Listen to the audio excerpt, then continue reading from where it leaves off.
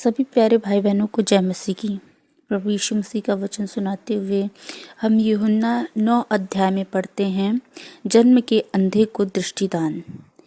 जाते हुए उसने एक मनुष्य को देखा जो जन्म से अंधा था। उसके चेलों ने उससे पूछा, हे रब्बी, किसने पाप किया था कि यह अंधा जन्मा, इस मनुष्य ने या इसके माता पिता ने? यीशु ने उत्तर दिया, ना तो इसने पाप किया था न इसके माता पिता ने, परंतु यह इसलिए हुआ कि परमेश्वर के काम उसमें प्रकट हो।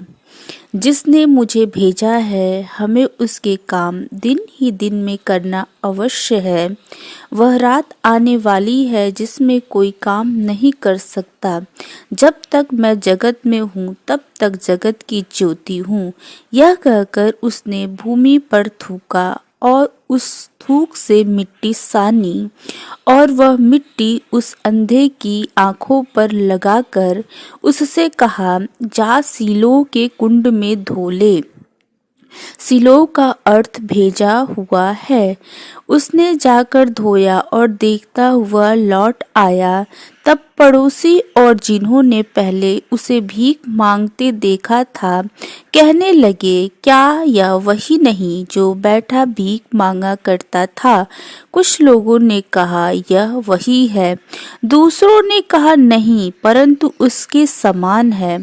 उसने कहा, मैं वही हूँ। तब वे उससे पूछने लगे, तेरी आंखें कैसे खुल गईं?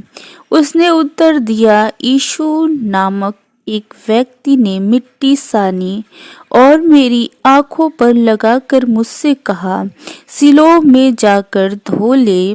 अतः मैं गया और धोया और देखने लगा। उन्होंने उससे पूछा, वह कहाँ है?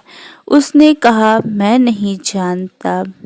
प्रभु यीशु का ये वचन है। सबको आशीष मिले, आमीन। प्रभु यीशु मसीह ने इस वचन में एक अद्भुत काम किया है। एक जन्म के अंधे को दृष्टिदान दिया है। जो जन्म से ही अंधा था, उसे कुछ दिखाई नहीं देता था और वो सड़कों पे भीख मांगा करता था। तो यीशु मसीह उस रास्ते से गुजरे तो उन्होंने उससे कहा कि उनके चेलों ने कहा कि हे रब्बी, ये किसने पाप किया है कि ये जन्म से अंधा पैदा हुआ है? क्या इसने पाप किया था या इसके माता पिता ने पाप किया था कि ये जन्म से अंधा पैदा हुआ है?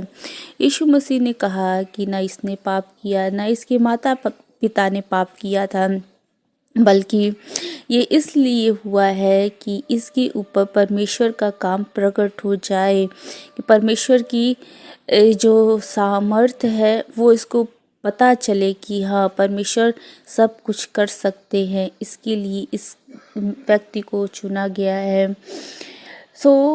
यीशु मसीह ने मिट्टी ली और मिट्टी को सान कर और उसके बाद उस अंधे व्यक्ति की आंखों के ऊपर लगा दिया और अंधे व्यक्ति से कहा, जाओ और जाके सीलोह के कुंड में धो लेना।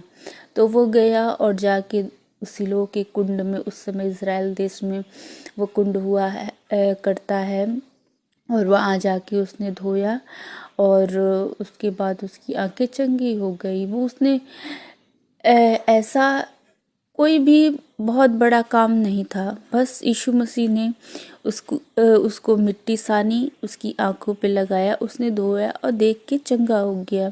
क्या इसमें कुछ भी मेहनत का काम है? कुछ भी मेहनत का काम नहीं है, लेकिन सामर्थ है। प्रभु यीशु मसीह के छूने से सामर्थ है। प्रभु यीशु मसीह वो काम कर सकते हैं जो कोई भी नहीं कर सकता है। जन्म के अंधे को दृष्टि देना बहुत बड़ी बात होती है, लेकिन उन्होंने आंखों को छुआ भी नहीं, देखा भी नहीं, बोला भी नहीं, सिर्फ अपने थूक से मिट्टी सानी और उस व्यक्ति की आंखों पे लगाया और उससे बोला, जा सीलोह के कुंड में धो ले। और वो चंगा हो गया, और चंगा ऐसे हुआ कि उसकी आंखें फिर से देखने लग गई। और वो आंखें जैसे कि एक नॉर्मल व्यक्ति देखता है, वैसे ही वो जन्म का अंधा व्यक्ति भी देखने लग गया। तो प्रभु यीशु में ये सामर्थ है कि वो सब कुछ कर सकते हैं।